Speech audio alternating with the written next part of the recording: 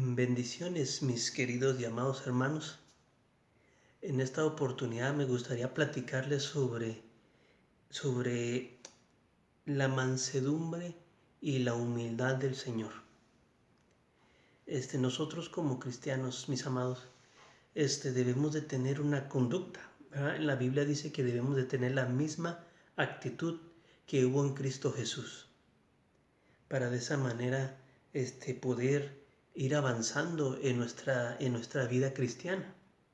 Porque nosotros los cristianos debemos de conducirnos por la palabra de Dios, no por lo que yo creo, no por lo que yo pienso, o no por lo que dice la gente, lo que dicen los científicos, lo que dicen las personas, lo que dicen los demás, sino simplemente basarnos en lo que dice la Biblia, en lo que está escrito.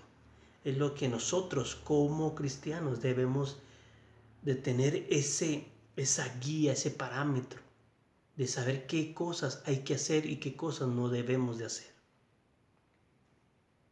Y eso es para saber cuál es la voluntad de Dios. Porque miren, al final de cuentas, por eso se nos llama cristianos. Porque se supone que si nos dicen cristianos es porque la misma actitud de Cristo nosotros estamos siguiendo, los mismos pasos de Jesús, de nuestro Señor Jesucristo. Es por eso que son esos cristianos, no porque seguimos una idea, una idealización, si es que existe esa palabra, si no me equivoco, o ese ideal más bien, es la palabra correcta. El Señor Jesús no es un ideal, no es una idea, no es un pensamiento, no es una figura espiritual solamente, sino fue una persona como nosotros. No es como el Buda, no es como Alá, no es como ningún otro ídolo humano, físico, ficticio que ha existido sobre la faz de la tierra, sino es una persona. Por lo tanto, no lo quiero dar a entender así, que es una idea solamente. Es una persona. Y como persona, como figura, como persona viva, nosotros como cristianos somos como quien dice, somos sus imitadores. Y si el Señor lo dejó muy, muy claro y conciso en Mateo 11:29. Tomad mi yugo vosotros y aprended de mí, que soy manso y humilde de corazón, y hallaréis descanso para vuestras almas. El Señor, mis amados, nos dice, ustedes quieren descansar, quieren tener almas prósperas, sean mansos y sean humildes. Pero para llegar a ser manso y ser humilde, tenemos que primero tomar el yugo del Señor y segundo, aprender de Él. Una persona no puede ser humilde si no aprende del Señor. Creemos que la palabra humilde quiere decir una persona que no tiene dinero. Y pensamos que una persona mansa es una persona mensa. Por eso dice el dicho, hay que ser mansos pero no mensos. Pero no es así. La gente tiene una idea, un pensamiento, es por eso que les decía. Porque se basan en pensamientos humanos, en ideales humanos. Y no es así, es lo que está escrito. Nosotros como cristianos debemos de conducirnos por lo que está escrito. Entender las cosas por conforme lo dice la palabra. No conforme lo digan la gente o los predicadores, sino como lo dice el Señor. Por eso dice allí, tomad mi yugo. ¿Y cuál es el yugo del Señor? El Señor dijo, yo no vine a hacer mi voluntad. Si yo vine al mundo es para hacer la voluntad del que me envió, del Padre.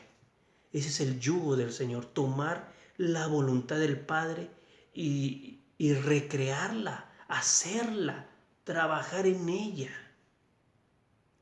Y el aprendizaje es el verlo a Él, dijo Pablo. Si ustedes no pueden aprender del Señor, imítenme a mí mientras yo imito a Cristo.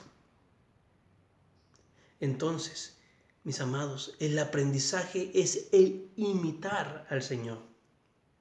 Vemos que el niño, ¿verdad? El niño cuando nace y crece, se va desarrollando, más que aprender de lo que le dice el papá y lo que le dice la mamá, aprende de lo que ve, de lo que mira. Entonces, por eso dicen, ¿va? Que el desarrollo de un niño, creo que a partir del que nace hasta, creo yo, que como los 14, 15 años, se desarrolla un 90% de la actitud, del carisma, del carácter que el niño va a tener mientras crece. Y ese 90%, mis amados, yo no me acuerdo de la estadística, ¿verdad? Que dicen, pero creo yo, si no recuerdo bien, que por lo menos el 70% de ese 90% es por lo que el niño mira, más de lo que le dice. Eso en lo natural, en lo físico, pero en lo espiritual, mis amados, diría yo que es el 100% que debemos nosotros, los cristianos, aprender del Señor. El 100% de lo que Él hizo. Por eso el Señor Jesucristo dijo, si ustedes permanecen en mi palabra y mi palabra permanece en ustedes, ustedes harán las mismas obras que yo hice. ¿Por qué? Porque seguiremos el mismo parámetro, el mismo camino que el Señor Jesucristo tomó para llegar a ser lo que fue. El Rey de Reyes, el Señor de Señores, el Dios de todos los dioses. Porque Él mismo lo dijo, ustedes sois dioses, pero como hombres moriréis. Por lo tanto, nuestro destino es llegar a ser iguales a Cristo. Es como ser una figura de acción. Sí, es como está la persona y pues la persona pues le hacen su figura de acción como los famosos. Está Superman, Batman, Spider-Man en las películas y ellos tienen figuras de acción. Son los monitos. Así somos, o sea, nosotros seríamos las figuras de acción, seríamos esos pequeñitos que son iguales al grandote que vendría siendo el Señor. Seríamos dioses en D minúscula. Pero para llegar a eso, tenemos que ser mansos y humildes, de corazón, no de apariencia, de corazón. Pero entonces, eso es fácil, ¿verdad? Es fácil ser humilde, es fácil ser manso. ¿Lo será? ¿Qué es lo que impide que nosotros seamos mansos y humildes? La antítesis de la mansedumbre viene siendo la soberbia. Y la antítesis de la humildad es el orgullo. Mis amados, en Proverbios capítulo 16, versículo 17 y versículo 18 dice así de esta manera. La senda de los rectos es apartarse del mal. El que guarda su camino preserva su alma. Delante de la destrucción va la soberbia y delante de la caída va el orgullo de espíritu, la altivez de espíritu. Dice en Mateo capítulo 11, versículo 29, si nosotros somos mansos y humildes de corazón, nosotros hallaremos descanso para nuestra alma. Y aquí en Proverbios 16, 17 dice que guardar el camino del Señor y apartarse del mal es lo que preserva el alma. Entonces, tanto el apartarse del mal como el guardar el camino, es decir, el ser manso y el ser humilde preserva la vida. El ser manso te aparta del mal y ser humilde hace que guardes el camino del Señor. Pero si vas delante de la soberbia, si vas detrás de la maldad, ¿qué es esa soberbia? Porque miren, la soberbia es una actitud de que tú te crees mejor que los demás. Eso es soberbia. Y vemos que el Señor Jesús dijo, si tú quieres ser grande en el reino de los cielos, sé el siervo de todos, del más pequeño, porque tienen que servir para de esa manera ser grandes. Pero si tú te crees más grande que los demás, eres el más pequeño del reino de los cielos. Por eso el Señor dice que debemos de, y aquí dice, ¿verdad? Delante de la destrucción va la soberbia. Entonces, o sea, delante, o sea, tú vas al camino de la destrucción. Tú te vas a autodestruir si sigues en la soberbia. Y miren, la soberbia viene siendo esto. Un ejemplo que yo les voy a dar de soberbia. Porque a veces pensamos que los soberbios son los ricos, son los millonarios, son los poderosos, los políticos, la gente influyente. Pero no es así. Les voy a dar un ejemplo. Y yo antes vivía por el centro y trabajaba también por el centro de aquí de la ciudad, de Ciudad Juárez. Yo me llegué a topar, porque trabajaba de noche, y llegué a toparme a drogadictos, prostitutas, borrachos y de todo cuando iba camino a mi trabajo, porque trabajaba de noche y caminaba en las madrugadas por el centro, y ahí se encuentra de todo. Y me topaba a veces a drogadictos, alcohólicos, que iban cantando canciones cristianas. Iba el borracho yo tengo un amigo que me ama, pero borracho. Iba el drogadicto cantando una alabanza a Dios y aplaudiendo mientras iba caminando en su locura. Y yo me pensaba y yo reflexionaba, decía, estas personas piensan que por andar cantando alabanzas y porque están haciendo eso, quiere decir que ya por eso van a estar bien con el Señor. Y ya piensan que por eso se van a ir al cielo. Ya por eso piensan que no está mal lo que están haciendo.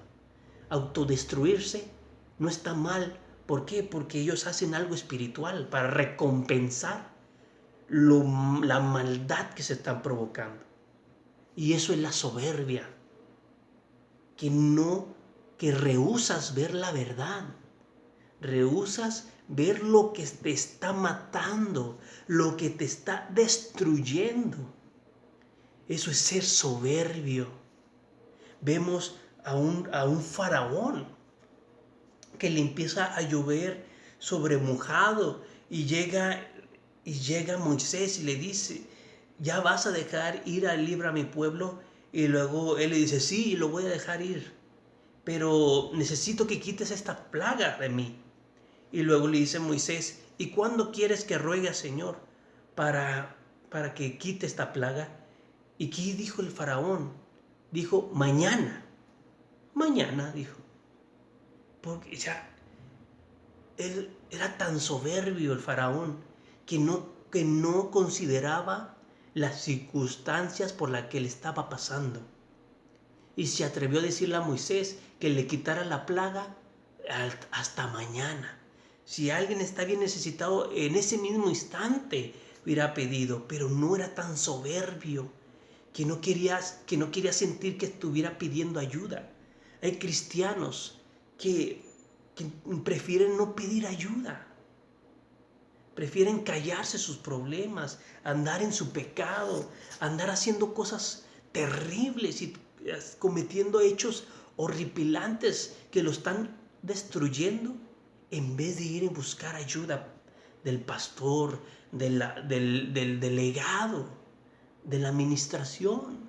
Es más, hay cristianos que ni siquiera buscan el perdón de Dios.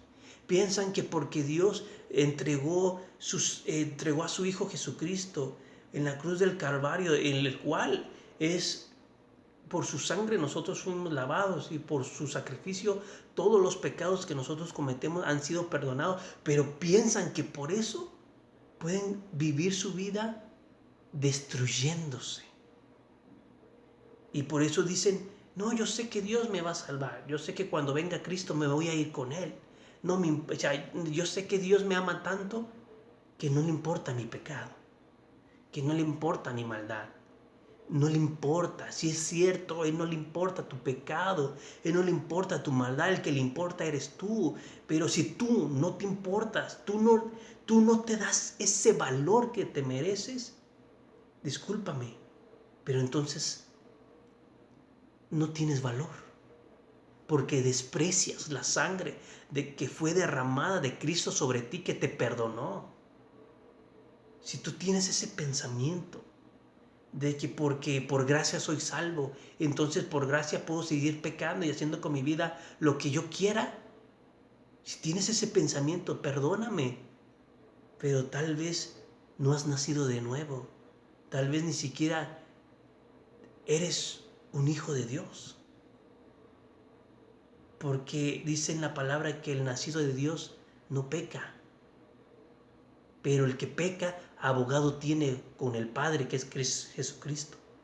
Pero si el que peca no va con el abogado, si el que peca no pide perdón, si el que peca sigue deliberadamente en su pecado, entonces no es hijo de Dios, no es salvo. La salvación no se pierde. Pero ¿cómo se puede perder algo que nunca se obtuvo? Por eso, ¿cómo podemos saber si verdaderamente somos salvos? Si seguimos pecando. El salvo deja de pecar. No estoy diciendo que no falla, que no peca, que no cae, sino en su corazón está el constante esfuerzo y constante anhelo de que Dios los rescate de su cuerpo mortal pecaminoso, que se va renovando su mente día con día, buscando su presencia para de esa manera saber cuál es lo bueno, lo agradable y lo perfecto, para de esa manera conocer la voluntad de Dios. Así es, mis amados. Por eso, si nosotros deliberadamente seguimos en nuestro pecado, en nuestra maldad, somos soberbios. Somos soberbios. Y la manera para destruir la soberbia es pidiendo perdón, es humillarnos delante de Dios. Miren, Segunda de Crónicas, capítulo 29, versículo 5 y versículo 11. Entonces el Señor dijo: oídme, levitas, santificaos ahora, y santificad la casa del Señor, Dios de vuestros padres. Sacad lo inmundo del lugar santo. Ese es el versículo 5. Versículo 11. Hijos míos, no seas ahora negligentes, porque el Señor los ha escogido a ustedes, a fin de que ustedes vayan delante de Él y estéis delante de Él, para servirle y para servirle siendo ministros, y para que quemen incienso delante de Él. Entonces, aquí viene diciendo: yo los escogí a ustedes para que ustedes sean servidores, ministros, y para que sirvan quemando incienso. Eso quiere decir que ser ministro es igual que ser manso. Eso quiere decir que ser alguien que quema incienso, que representa la adoración, que ser humilde es ser un adorador. Entonces, una persona que no sabe servir es porque tiene un cachito de soberbia o es soberbio. Hay muchos cristianos que no saben servir, pero no saben servir porque se sienten mejores de al que quieren que les sirva. Es como si está el presidente de cualquier nación y alguien llega y le dice: señor presidente, necesito su ayuda. Y el señor presidente dice: más bien yo necesito tu ayuda. Ve, vota por mí. Necesito tu ayuda, vota por mí. Y cuando votes por mí, yo te ayudo. Eso es soberbia, porque antepones tu necesidad a la necesidad del otro. Y aquí dice que el Señor escogió a los levitas para ser ministros, para ser servidores delante de Él, para quemar incienso en su altar. Entonces, el quemar incienso es igual a la adoración. Entonces aquí representaría la humildad en la adoración, porque alguien para adorar tiene que humillarse. Y la palabra humillarse proviene de la humildad. Entonces, para destruir la soberbia y para destruir el orgullo, que ahorita le digo que es el orgullo, es ser servidores, buenos servidores y buenos adoradores de Dios. Pero aquí dice que para llegar a hacer eso, tenemos que sacar lo inmundo, tenemos que santificarnos, purificarnos y sacar lo inmundo del lugar santo. El lugar santo es en donde están los utensilios, es donde está toda el altar, es en donde está el candelero, la mesa y los panes. Eso es donde está el lugar santo. El lugar santo es donde se encuentra la luz de la lámpara, que representa la luz del Espíritu Santo. Es en donde se encuentra la mesa, en donde están los panes, que representa la palabra. Entonces ahí quiere decir que saquemos lo inmundo que nosotros metimos dentro. Porque aquí en 2 de Crónicas, capítulo 29, es donde cuando aparece el rey, creo que es Ezequías, que empieza a hacer una revolución, porque los sacerdotes del templo habían metido cosas que no deberían de haber metido en el lugar santo. Y ahí estamos hablando, si lo trasladáramos a tiempos actuales, es meter prácticas humanas, es meter ideologías humanas dentro de la iglesia. Es como decir, hay que servir con el cabello largo los hombres y que la mujer no se cubra su cabeza. Eso es como decir, hay que poner un pino de Navidad cada 24 de diciembre en el altar. Hay que cambiar las canciones del mundo y hay que ponerle letras espirituales.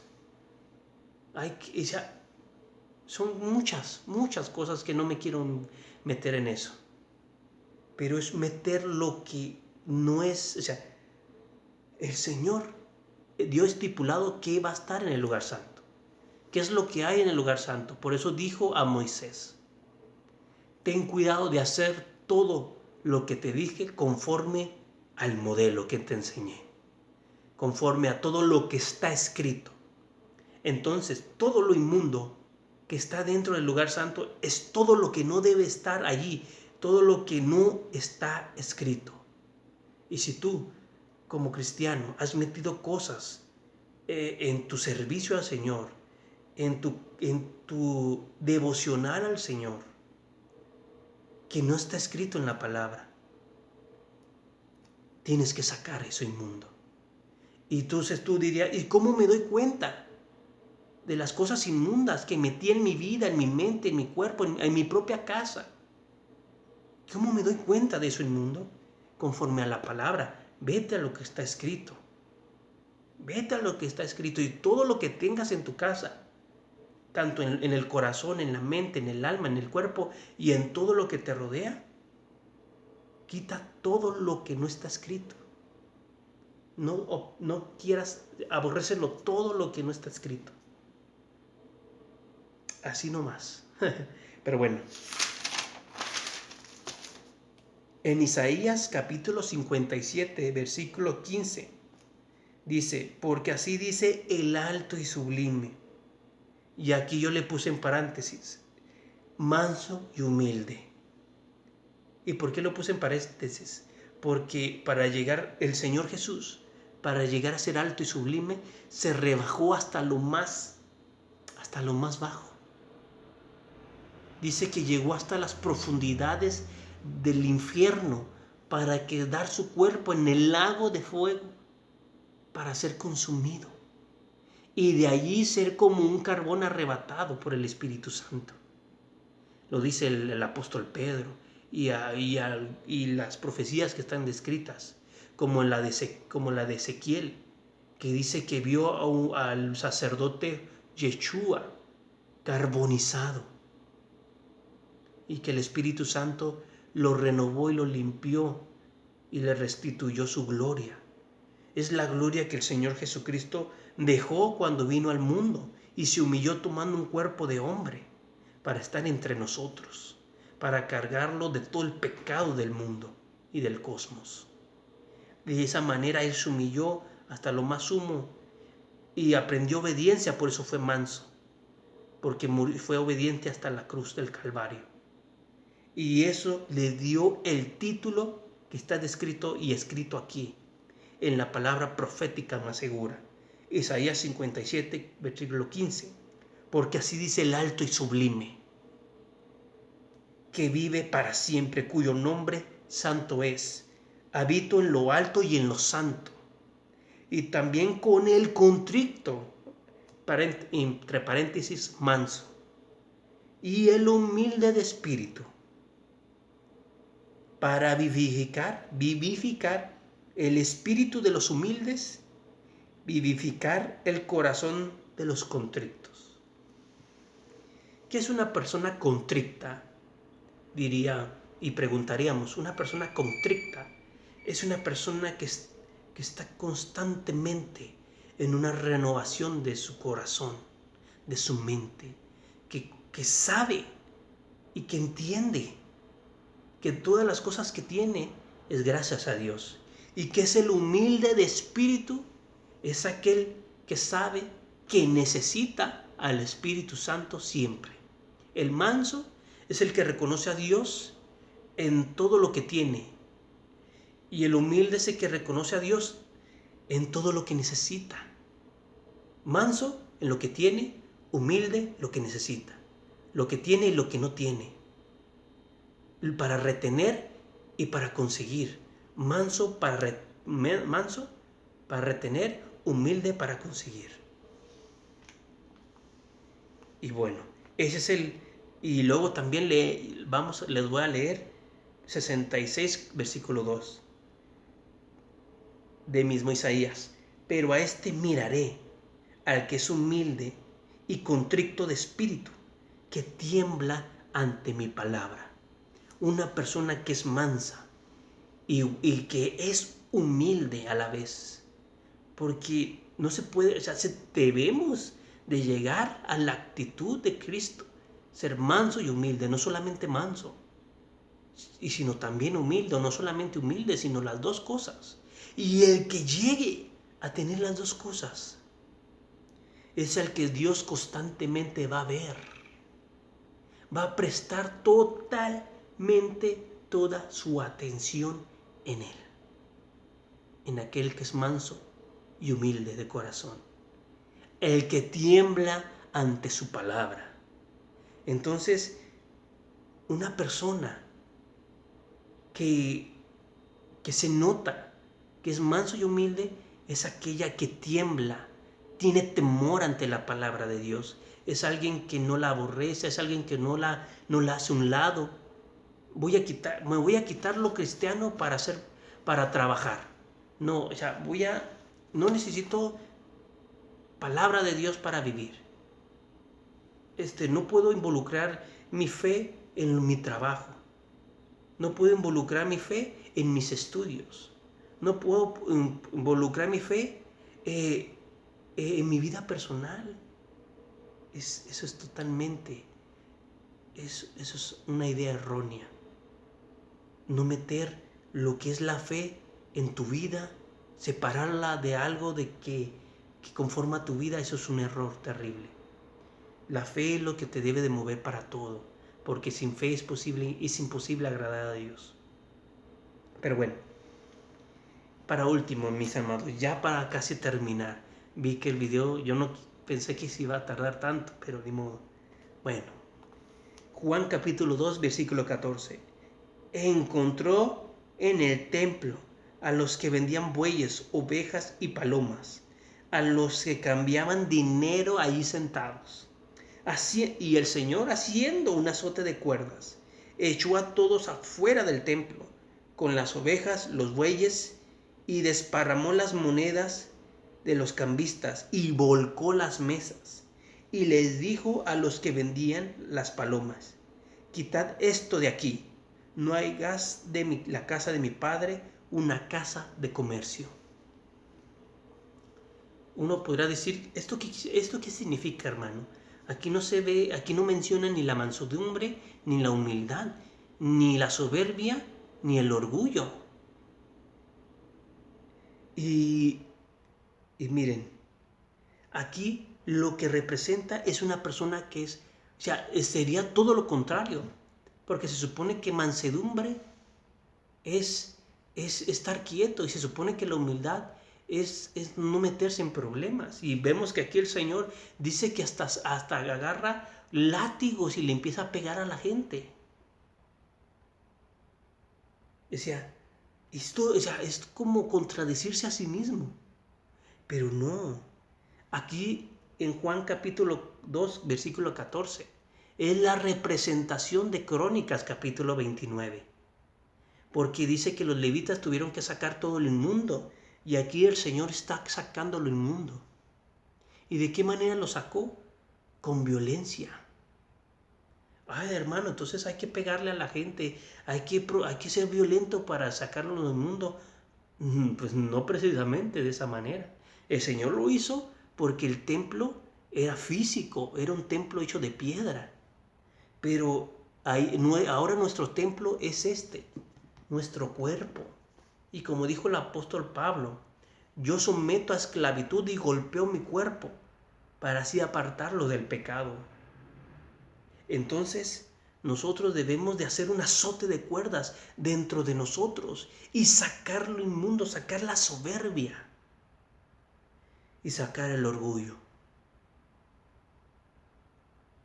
Porque mira, aquí dice, quitad esto de aquí. No hagas más de la casa de mi padre una casa de comercio. El comercializar el evangelio.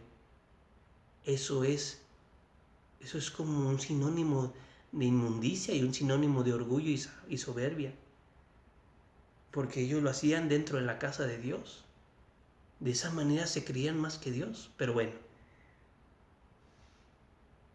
Y miren, para terminar, Mateo capítulo 11, versículo 28. Venid a mí, todos los que estéis cansados y cargados, que yo los haré descansar. Tomad mi yugo sobre vosotros y aprended de mí, que soy manso y humilde de corazón, y hallaréis descanso para vuestras almas, porque mi yugo es fácil y mi carga ligera. Esto es el primer versículo que le di al principio de este video, pero miren, lo que dice allí, los que estéis cansados y cargados. Y luego después dice, yo soy manso y humilde, está dando a entender que los cansados son los soberbios y que los orgullosos son los cargados. Porque el Señor, entonces, ¿para qué el Señor diría, aprendan de mi mansedumbre y humildad? Porque quiere decir que los que están cansados son los soberbios y los que están cargados son los orgullosos. Y miren, les dije que era lo que significa la soberbia, pero no les dije lo que significa el orgullo. Simple, así, rápido les voy a decir. El orgullo es ese sentirse que tú lo puedes hacer todo solo. El orgullo es sentir que nada es imposible para ti, que no necesitas ayuda de nadie. Eso es ser orgulloso. Soberbia es sentirse mayor que los demás, pero orgullo es sentirse mejor.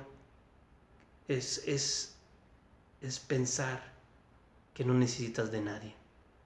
Y aquí dice, los cansados son los soberbios, pero aquí los cargados son los orgullosos.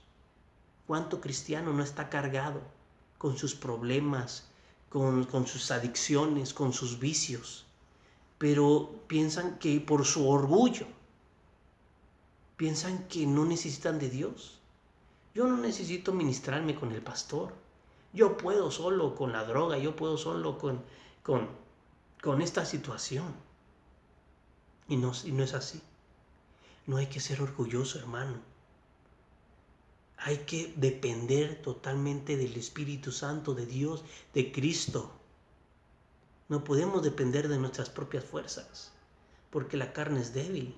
Y con lo que luchamos no es carne ni sangre, sino contra principados, gobernantes, potestades y huestes de maldad en los aires. Son cosas totalmente difíciles de pelear. Es como dijo Pablo, yo no peleo como si dando golpes al aire, yo golpeo mi cuerpo. Entonces, de la manera hay que descargarnos, buscar el reposo de Dios, y la forma para buscar el reposo de Dios, aquí dice, para que haya descanso de vuestras almas, es tomar el yugo del Señor y aprender de Él. Por eso el Señor, ¿cuántas veces no iba a orar? Y siempre le decía, Padre, ayúdame. ¿Cuántas veces no el Señor, aún en su último aliento, en sus últimas palabras, le dijo, Padre, ¿por qué me has abandonado? Dios, ¿por qué me has abandonado? Sabiendo y reconociendo la necesidad de Él. Por eso, mis amados, no hay que ser orgullosos. Si ahorita estás en pecado, si ahorita estás en una situación difícil en tu vida y te has rehusado de buscar a Dios, porque miren, la persona que es negligente, la persona que es perezosa, la persona que que ha dejado de orar, que ha dejado de leer la Biblia, es porque es soberbio y es orgulloso. Porque dejó de orar porque siente que es mejor que Dios. Y dejó de leer la Biblia porque siente que no necesita de Dios. Pero claro, eso no lo piensa, sino que es la actitud que hace que Dios lo vea así. El orgullo y la soberbia es una actitud que Dios aborrece. No es, o sea, una persona puede ser perfecta y no pecar, pero si es soberbio y es orgulloso, no agrada a Dios. Vemos que Satanás, antes de ser Satanás, fue un ángel perfecto, pero hasta que se halló soberbia en él, orgullo en él, porque dijo que porque era el más hermoso de los ángeles, orgullo, dijo que iba a poner su trono encima del trono de Dios, soberbia. Entonces la caída del diablo surgió por la soberbia y el orgullo. Por eso, hermanos, nosotros como cristianos tenemos que tener cuidado del orgullo y de la soberbia. Y se pueden representar en cosas tan simples como la pereza, como la negligencia de buscar de Dios. Entonces, si tú has dejado de leer la Biblia, ya has dejado de orar, porque sientes que las cosas no cambian, porque sientes que Dios te abandonó y esas cosas, entonces estás dejando la puerta abierta para que la soberbia y el orgullo entren en tu corazón. Y después, tal vez hasta puedes blasfemar de Dios y totalmente morir en una muerte espiritual. Por eso, hermano, si ahorita tú sientes que si esto te llegó a tu corazón, pídele a Dios que te haga manso y humilde. Pídele al Espíritu Santo que te llene de su gloria, que te limpie, que te sane, que te restaure totalmente. Tal vez tú no te apartaste de Dios y lo buscas, porque dice allí, ¿verdad?, en la palabra, que aquel que se siente fuerte, mire que no caiga. Y el que esté limpio, límpiese más. Por eso, renovando siempre nuestra mente, buscando a Dios constantemente y no adjudicándonos la gloria de Dios a nosotros, para de esa manera seguir siendo mansos y humildes, que un día, cuando el Señor venga, que es pronto, nos llenará de gloria, una gloria que nunca en la vida pensábamos tener, porque somos reyes y sacerdotes para Dios nuestro Padre. Que el Señor te siga bendiciendo, que el Señor te guarde y te bendiga, que el Señor haga resplandecer su rostro sobre ti y te dé paz. Dios te bendiga. Bendiciones.